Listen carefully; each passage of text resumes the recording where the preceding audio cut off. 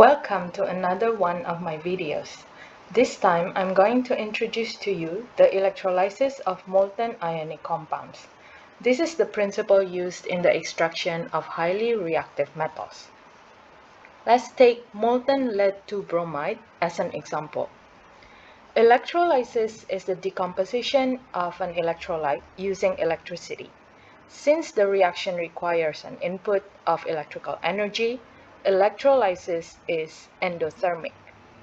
During electrolysis, one of the ions in the electrolyte gets reduced and the other gets oxidized. We will learn how to write the half equations of this redox reaction later in the video.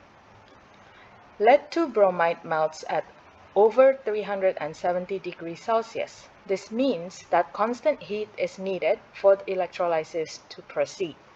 If the compound starts to crystallize, the ions will stop moving freely and won't conduct electricity anymore. Molten ionic compounds are always electrolyzed using inert electrodes to avoid displacement reactions.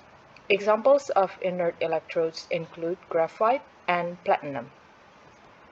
Now let's take a closer look. Notice that the circuit is not switched on yet.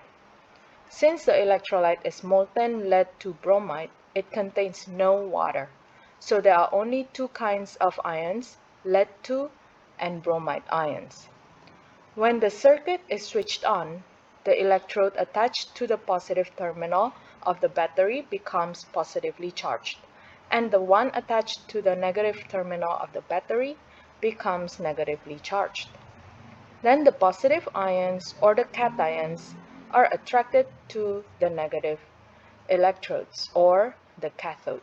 The negative ions or the anions are attracted to the positive electrode or the anode.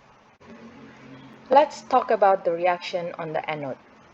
Bromide ions give away an electron and undergo oxidation reaction, forming bromine, which is a brown gas at this temperature. The electrons released by bromide goes through the external circuit or the wire to the cathode. On the cathode, lead-2 ions gain 2 electrons each and undergo reduction to form lead atom, which is liquid at this temperature. Let's recap. In the electrolysis of molten lead-2 bromide, there are two types of ions present, lead-2 and bromide ions. Ions move to oppositely charged electrodes.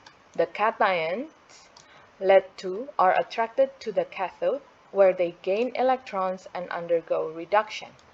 In the meantime, the anions, bromide, are attracted to the anode, where they release electrons and undergo oxidation. Electrons are transferred from anode to cathode through the external circuit or the wire. Click the links above for practice questions on electrolysis of molten substances. You did great! Leave a message if you have further questions or suggestions. Please like, subscribe, and share if this video has been useful to you. Thank you!